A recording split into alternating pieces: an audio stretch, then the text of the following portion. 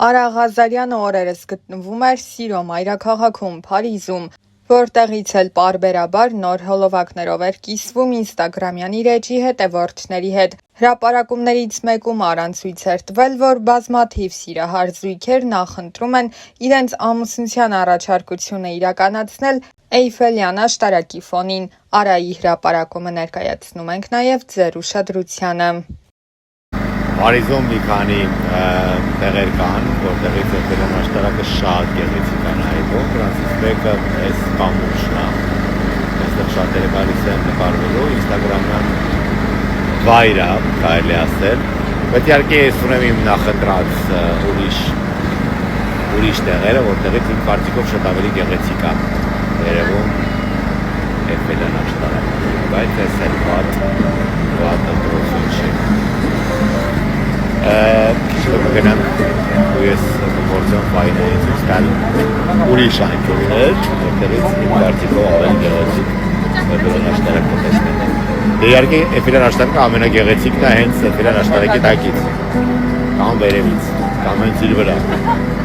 երբ բարձրանում ես։ Ամեն դեպքում այս գեղեցկուհին, որը Փարիզի խորհրդանիշն է, անբացատրելի է։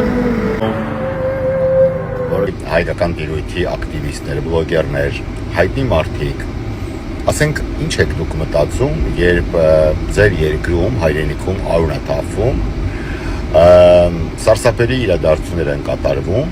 երկրի ղեկավարը ասում է, որ ես սխալվել եմ, որ 18 թվականին չեմ ասել, որ Արցախը պետք է լիներ Ադրբեջանի կազմում, ու դուք լուռ եք։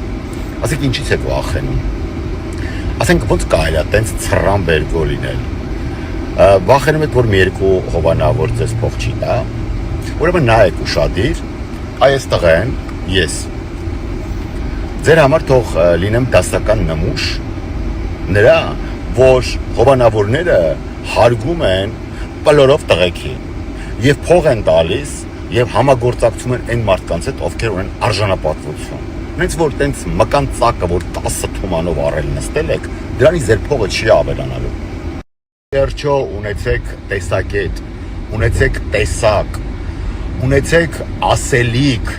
հա, ես էլ իմ կազիբոյից կամ իմ լողավազանի մոտից ինչ-որ տժիկ նյութեր եմ հրապարակում, հա, ես էլ եմ գնում կլաբ, հարբում եմ, ես էլ եմ պարում, ես էլ եմ ինչ-որ նման նյութեր հրապարակում, դա նորմալ է, բայց երբ որ ինչ-որ օրհասական պահ է, ժողովուրդ, այդ թեզը ես քաղաքականությամբ չեմ զբաղվում, քաղաքականությունը այսօր զբաղվում է ձեզանից յուրաքանչյուրով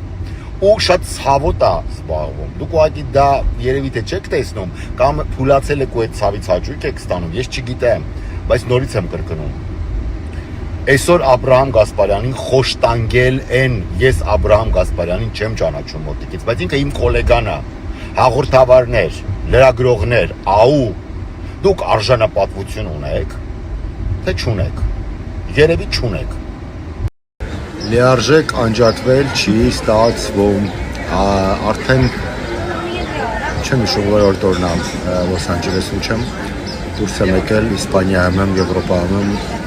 անընդհատ նայում եմ ինչ-որ գեղատեսիլ, ինչ-որ սիրուն վայրեր եմ այցելում, լիարժեք անջատվել չի ստացվում։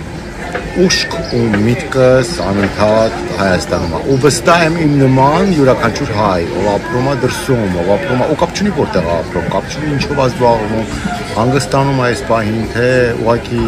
իր քաղաքում աշխատում է, սովորում է, չգիտեմ,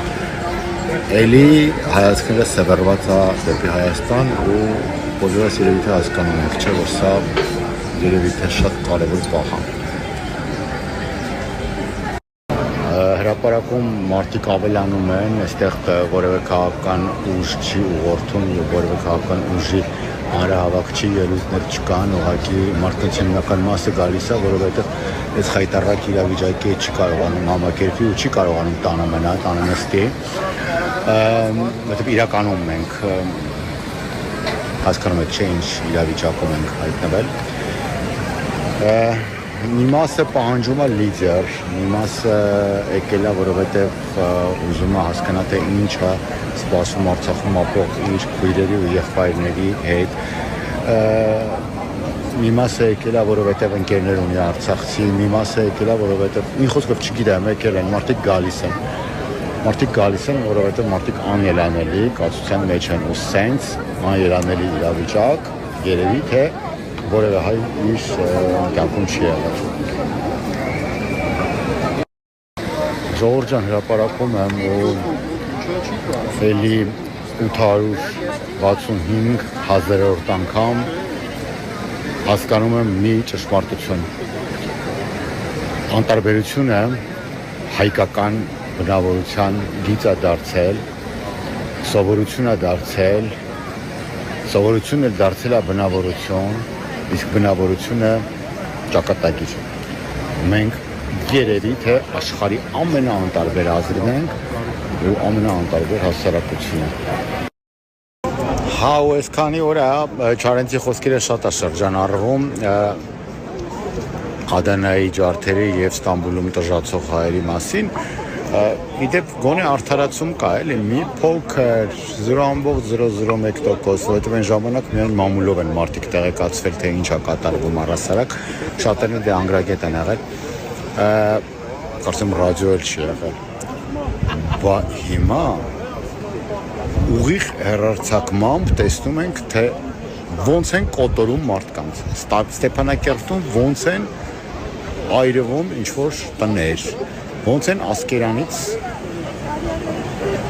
գաղթի ճամփան բռնել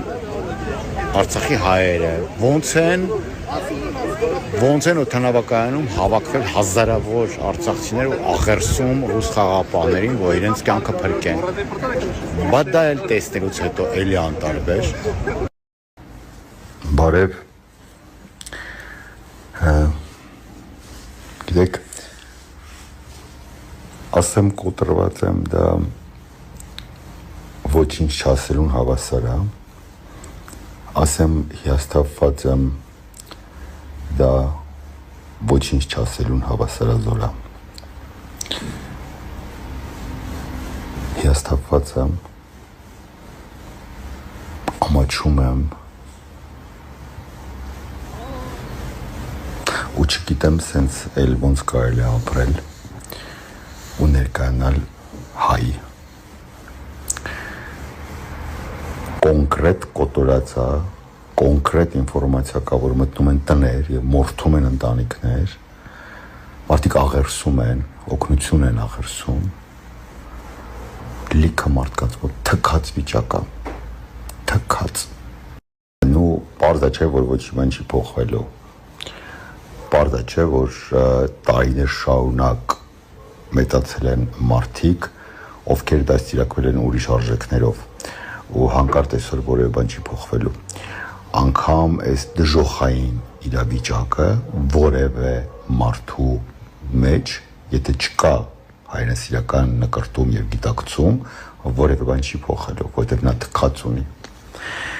Ցավը նրանում է, որ այդ մարդիկ շատ են, ու այդ մարդիկ եղանակ են ստեղծում։ Հասկանում եք, ուղիղ 3 օր առաջ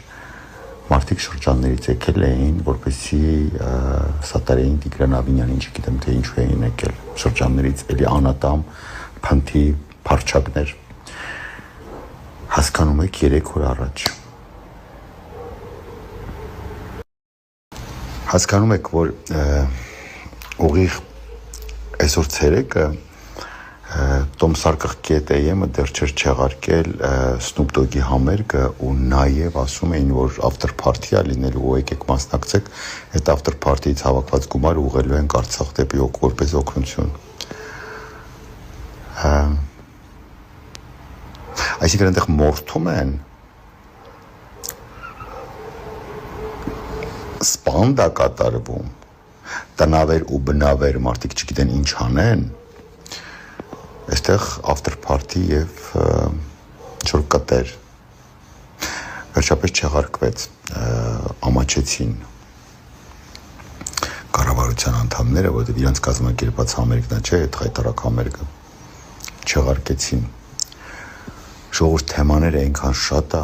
որ ուղեղս եռում է ու չգիտեմ որ մեկից խոսեմ։ Այսօր հրապարակում ու այդ կենտրոնական փողոցներում բազմաթիվ անգամներ ինձ մոտեցան երիտասարդ հիմնականում աղջիկներ էին գալիս 4-5 երբեմն մի քիչ ավելի շատ խմբերով մոտենում էին ինձ ճանաչում էին ու ասում էին շնորհակալություն, շնորհակալ ենք ձեզ։ Գետնինը բացվում էր ու ես մտնում էի այդ գետնի մեջ։ Ուզում եմ հասկանալ ինչու են իրանք ինչ շնորհակալ։ Իրանք ասում են շնորհակալ ենք, որովհետև մենք Հադրութից ենք, մենք ասում ենք, չգիտեմ, Ղարաբաղի ես ինչ քաղաքից, ես ինչ գյուղից, ես ինչ շրջանից։